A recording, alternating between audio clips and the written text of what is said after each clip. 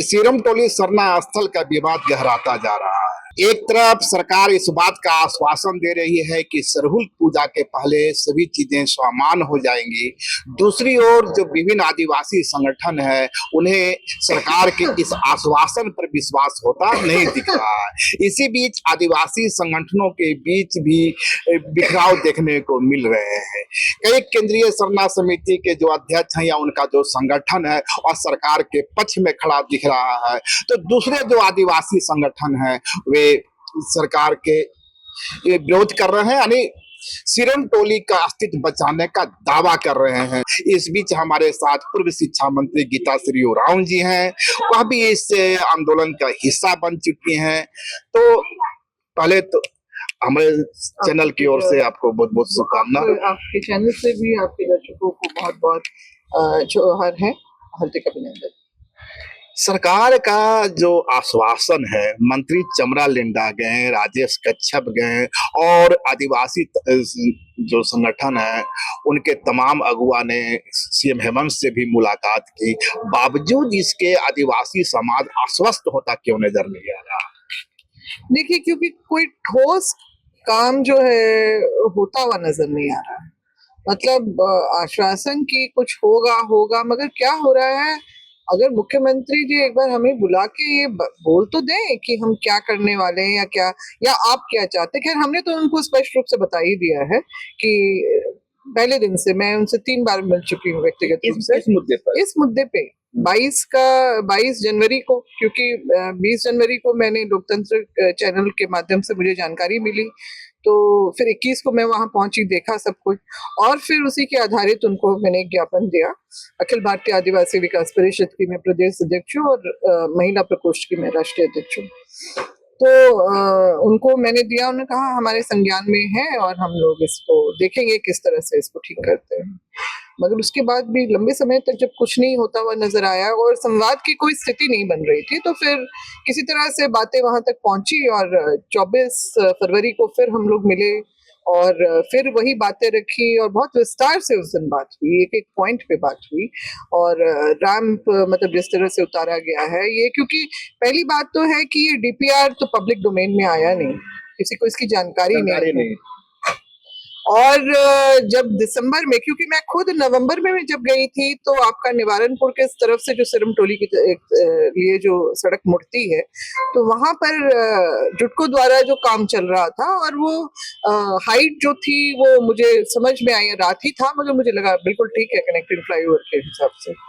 दिसंबर में भर में क्या हुआ, मगर मुझे जानकारी तो मिली है इसमें, मगर मुझे ये भी जानकारी मिली बाकियों से बात करके कि जो न्यू गार्डन सिरम सरना स्थल के जो लोग हैं समितियों ने, जब इस फ्लाईओवर का स्वरूप थोड़ा चेंज होने लगा, तब उनको समझ में आने लगा कि कुछ डिजाइन में कुछ अलग चेंजेस हो गए हैं।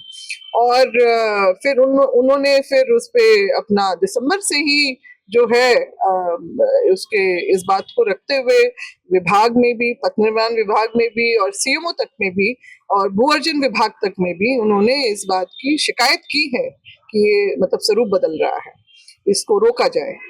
और तभी कुछ नहीं हुआ। जनवरी में फिर मेरे संज्ञान में आया, मैं आई, उसके बाद फिर जो भी सारी बातें हुई विरोध करते हुए उसको काम तो रुकवा दिया था, मगर अभी तक जो लग रहा है कि डीपीआर में कोई चेंजेस नहीं आए हैं। मैडम, हमारी बात हो रही थी अजय तिर्की से, केंद्रीय सरना समिति, और एक सोनू खलखो हैं, उनसे भी मेरी बात हो रही थी। उन लोग का दावा है कि यह जो है भाजपा प्रायोजित आंदोलन है। हेमंत सरकार चूंकि आदिवासी आकांक्षा का प्रतीक है, आदिवासी समाज के पुरुष, एक महापुरुष के रूप में सामने आए हैं, उनका दावा है। और तो सरकार को डिस्टेबलाइज करने के लिए भाजपा पहले उन पर मुकदमा चलाती थी, जेल भेजती थी, और अब उनके जनाधार को ही खत्म करने के लिए इस तरह के प्रायोजित कार्यक्रम किए जा रहे हैं। देखिए, कांग्रेस के बहुत ही कदावर नेता हुआ करते थे बाबा कार्तिक उरांव, अगर आप उनके बारे में जानते होंगे। उनका इस सिरम टोली के सरना स्थल को संरक्षित करने का और इस शोभा यात्रा को शुरू करने का क्रेडिट जाता है। तो वो आप तो उनकी मैं उनकी बेटी पुत्री हुई। और जो उन्होंने समाज को एकजुट करने के लिए और एक अपनी भाषा परंपरा संस्कृति के ऊपर गर्व करवाने के लिए ये जो सारा उन्होंने प्रारूप तैयार किया, जो इतने वर्षों में भव्यता का रूप उसने ले लिया, तो इसका मतलब वो भी भाजपा में थे शायद, और उन्होंने वो कांग्रेस में रहते हुए भाजपा के लिए काम कर रहे थे। ये बहुत ही मतलब मैं तो कहूँ कि बहुत ही निम्न स्तरीय बातें हैं जो मेरे ख्याल से, अब तो मुझे लगता है कि इस पे जो इनको बोलना है करे, मगर अगर समाज एकजुट है, और ये देखिए जो भी लोग हैं ना, ये अपने अपने स्वार्थ की पूर्ति के लिए इस तरह की बातें कर रहे हैं कि हम समाज को, या फिर ये मुख्यमंत्री उनको भी बरगला रहे होंगे कहीं ना कहीं से, कुछ अलग ही बातें बोल रहे हैं कि हम कर लेंगे, हम संभाल लेंगे, ये ऐसा कुछ है। मगर ये सारा ये जो रवैया है वो और मामला को बिगाड़ रहा है। उनकी ओर से यह सार्वजनिक आह्वान किया गया है कि आदिवासी समाज जो है इस कार्यक्रम से अपनी दूरी बनाए, और यहाँ तक कहा गया है कि जो लोग इस कार्यक्रम में अगुवा होंगे, लीडरान होंगे, उनका सामाजिक बहिष्कार किया जाएगा। इस हालत में आप यदि आवाज बुलंद कर रही हैं इस सरकार के विरोध तो मैं नहीं कहूंगा, सीरम टोली विवाद में आदिवासी समाज की जो आकांक्षा है उसको सामने ला रहे हैं, तो आपको नहीं लगता कि इसका खामियाजा आपको भी भुगतना पड़ेगा? सरकार हो या कोई मंत्री हो या प्रधानमंत्री हो, आखिर व्यक्ति इन सबको हर बात की जानकारी नहीं होती है, उनको बताना होता है। जो लीडरशिप में आपको 1960 के दशक का वो वाकया बताती हूँ, वो घटना कि पूरे देश भर में भूदान का आंदोलन चल रहा था विनोबा भावे जी के, जिसमें आदिवासियों का भी जमीनें जा रही। तो मेरे पिताजी उस समय सांसद थे, और उन्होंने ये सब जब देखा तो उन्होंने तत्कालीन प्रधानमंत्री इंदिरा गांधी जी थी, तो उनको ये बात बोली कि आदिवासी की जो का अस्तित्व का आधार ही जमीन है, उसका जल जंगल जमीन है। अगर वो उससे ले ली जाएगी तो आदिवासियत तो खत्म हो जाएगी, उसकी परंपरा संस्कृति सब नष्ट होती चली जाएगी।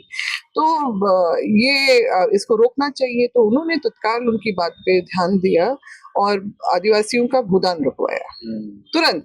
सोचिए, एक राष्ट्रव्यापी एक आंदोलन चल रहा था, तो राष्ट्र निर्माण के ही अंतर्गत ये सारा कुछ हो रहा था।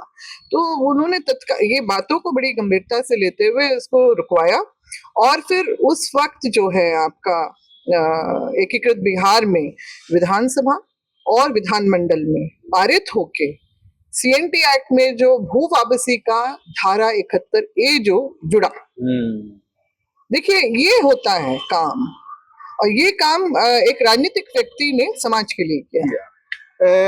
एक जो बात आ रही है, कुछ लोगों का दावा है, और आप देख रहे होंगे सोशल मीडिया में भी वो आ रहा है कि ये जो जमीन ली गई थी सिरम टोली सरना स्थल का, उसके बदले में मुआवजे का भुगतान हुआ है, जबकि दूसरा पक्ष का दावा है कि इस तरह का कोई भुगतान नहीं हुआ है, लोगों को दिग्भ्रमित किया जा रहा है। दिग्भ्रमित किया जा रहा है, बल्कि जो दस्तावेज फेसबुक में वगैरह में हम लोग देख रहे हैं, सोशल मीडिया में जो वायरल है अभी, उसमें स्पष्ट रूप से लिखा है कि मुआवजे का भुगतान किसको किया जाएगा? केंद्रीय सरना समिति। और केंद्रीय सरना समिति का अध्यक्ष कौन बना फिरता है? अजय तिर्की है।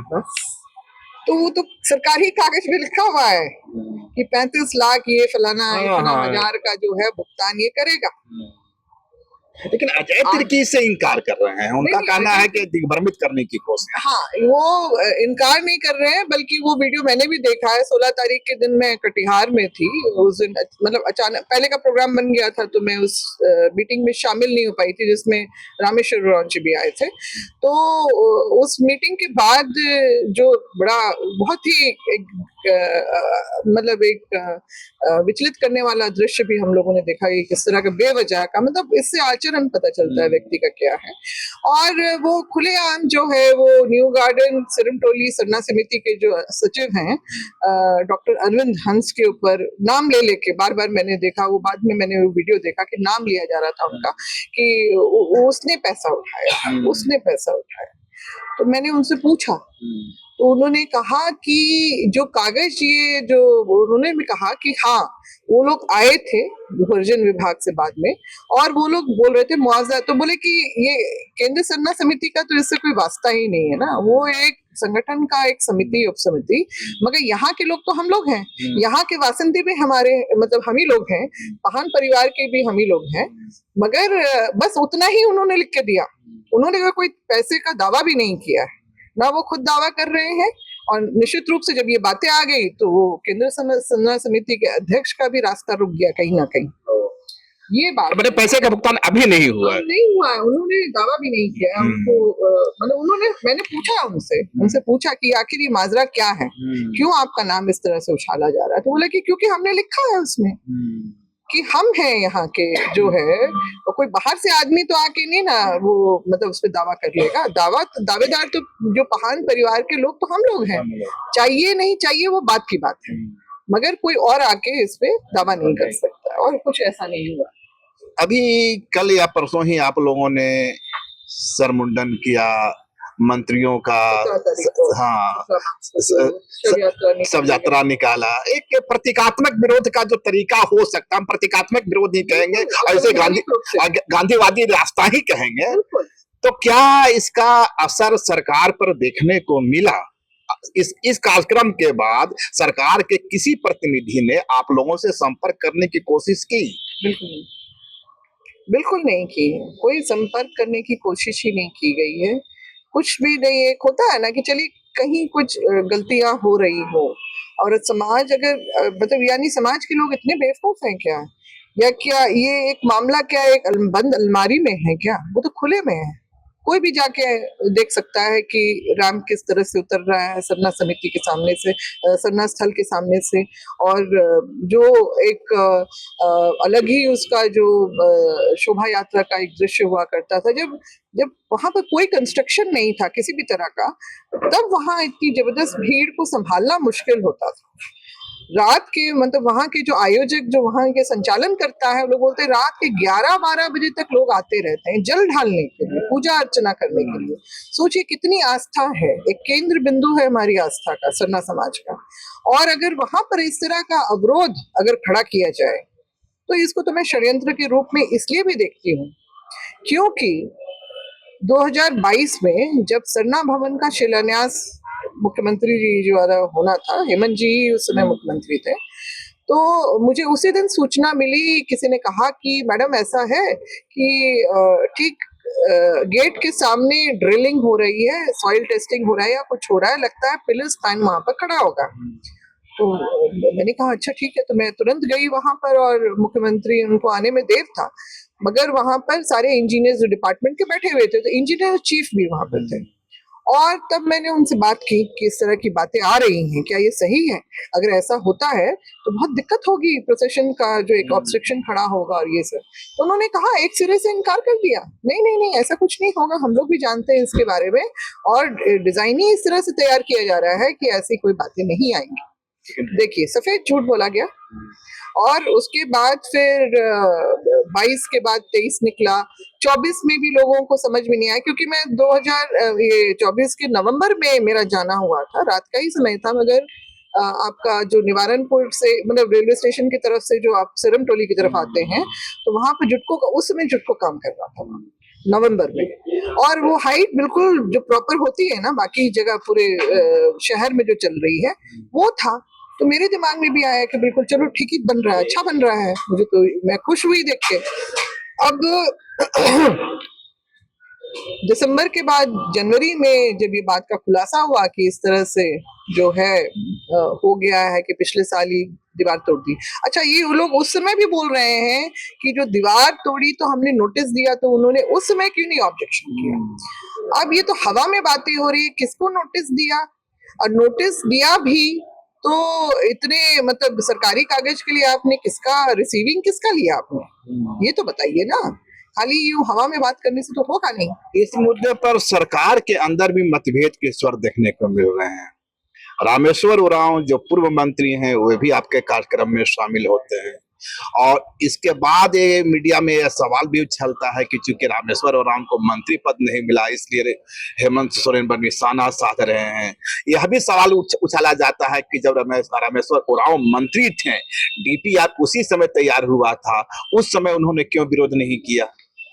देखिए, डीपीआर बना था तो वो वित्त मंत्री थे, वो पथ निर्माण उनके पास नहीं था, और उनके पास अपने ही इतने काम थे कि वो क्या अब दूसरे के मंत्रालय में झांक के देखेंगे? उनका तो काम है कि हाँ, सैंक्शन करना है नहीं करना है वो देखना है। टेक्निकल चीज है तो कोई और डिपार्टमेंट देखेगा ना। तो इस तरह की बेफिजूल की बातें किसको बताई जा रही हैं? और जब ये बातें जो आई, उन्होंने जिस तरह से सवाल उठाया था सदन में, जो मानव श्रृंखला के दिन ही, तो मैंने उनसे बात भी की। तो उन्होंने कहा कि जब ये शोभा यात्रा की शुरुआती बोली कि 71-72 में, उस समय वो आईपीएस प्रोबेशन पीरियड में थे, और उन्होंने कहा कि उस समय मेरी रांची में मेरी पोस्टिंग थी। तो बोले कार्तिक बाबा के साथ मैं हातमा से सिरम टोली तक पैदल उनके पीछे पीछे आया था वहां तक, बतौर एक प्रोबेशनर ऑफिसर। और बोले कि मुझे मालूम है कि ये किस तरह से इसकी शुरुआत हुई है, चंद लोगों के द्वारा शुरू की हुई आज इतना वृहत उसने रूप ले लिया है, आस्था कितनी जबरदस्त जुड़ी हुई है। और ये सारी बातें उन्होंने मुझे उस समय बताई। अब अगला कदम क्या होगा आप लोग का? आपने सब यात्रा निकाल दी, हाँ, सर मुंडन करवा लिया, प्रतिकार के जीत और प्रतिरोध के जो गांधीवादी तरीके होते हैं उसका प्रयोग कर लिया, अब आगे का रास्ता क्या है? देखिए, आगे तो वही हमने जो 22 अभी मार्च को, फिर क्योंकि सरकार की तरफ से अभी भी नहीं आ रहा है, गैप दे के ही हो रहा है सारा, 17 के बाद अभी तक कोई बातें नहीं आ रही हैं। तो ये प्लान तो अब बी प्लान सी प्लान तो लेके चले गए ना, कि अब ये तो नहीं कि मुंह हम ताकते रह जाएंगे, क्योंकि सरूल 1 अप्रैल को है, सामने खड़ा है, सामने है बिल्कुल, अब 10 दिन भी नहीं है। ये जो महीना होता है, हर साल हम लोग देखते हैं कि किस तरह से आदिवासी समाज, सभी जितने ट्राइब्स हैं यहाँ पर, सभी सरहुल की तैयारी में अपने टोला मोहल्ला में इसकी योजना बनाते हैं, चंदा होता है, और लोग जो है किस तरह से ये सरहुल को मनाएंगे, अपने वहां पर पूजा कैसे करेंगे, शोभा यात्रा में कैसे हम इसके में शामिल होंगे, ये सारी चीजें जो है उसमें वो जुटा रहता है।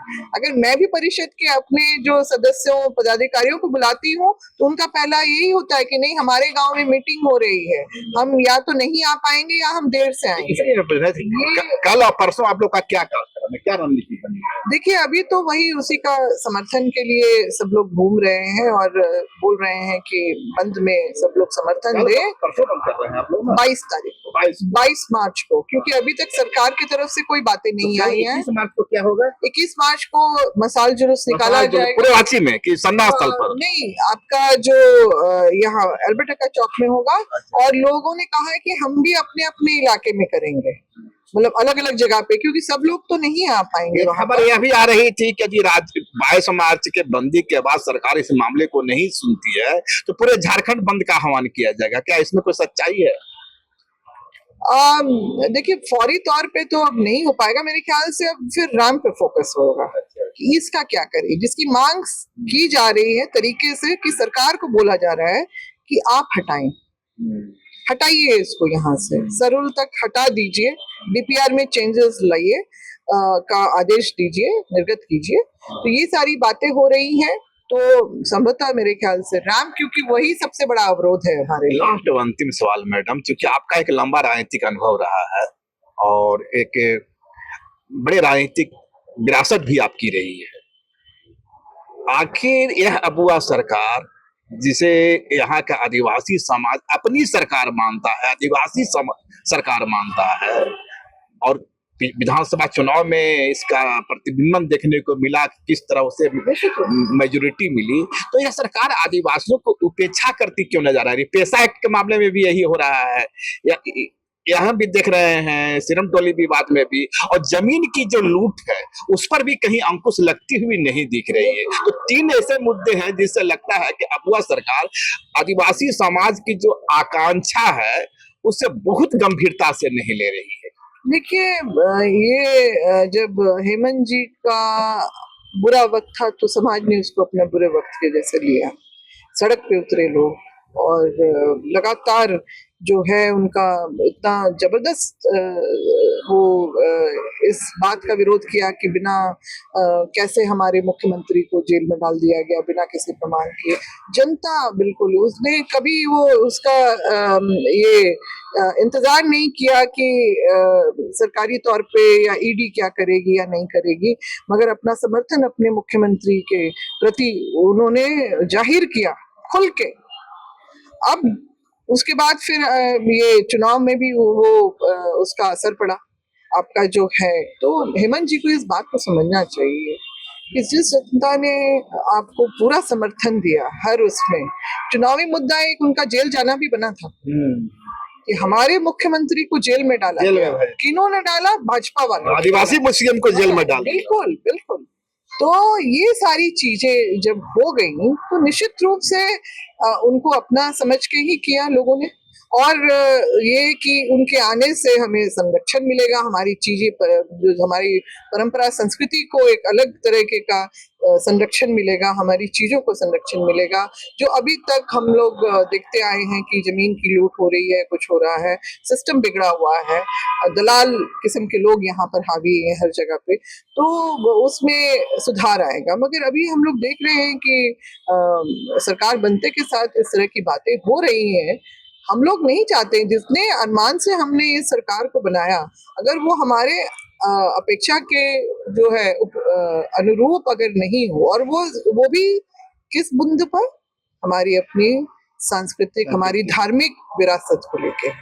ये देखिए, ये जो जमीन है ना सिरम टोली वाली सरना स्थल की जमीन, ये तीनों तरह के खतियान में ये दर्ज है, CSRS MS, ठीक है, और सब में लिखा है सरना स्थल 46 डिसमिल। तो ये कोई खरीदी हुई जमीन नहीं है, पूर्वजों ने छोड़ी आगे, हाँ, पीढ़ी के लिए कि ये देखो हमने आपके लिए छोड़ दिया है। तो ये सब विरासत हम लोग लेके चल रहे हैं, और आस्था का एक बिंदु है, केंद्र बिंदु, जो आज के डेट में जो है इन तकरीबन 58 साल में तो बहुत जबरदस्त इसमें लोगों में जुड़ाव हुआ है, एक चेतना आई है, एक समग्रता लोगों में जागी है, और वही अब छिन भिन होता हुआ नजर आ रहा है इन सब चीजों को लेके।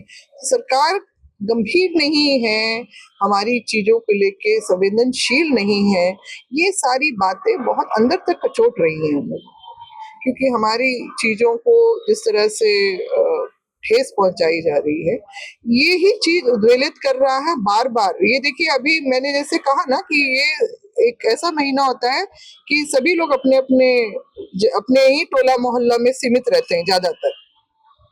अब आप देखिए, हर हफ्ता 10 दिन में लोग सड़क पे क्यों उतर रहे हैं? सड़क पे उतर रहे हैं।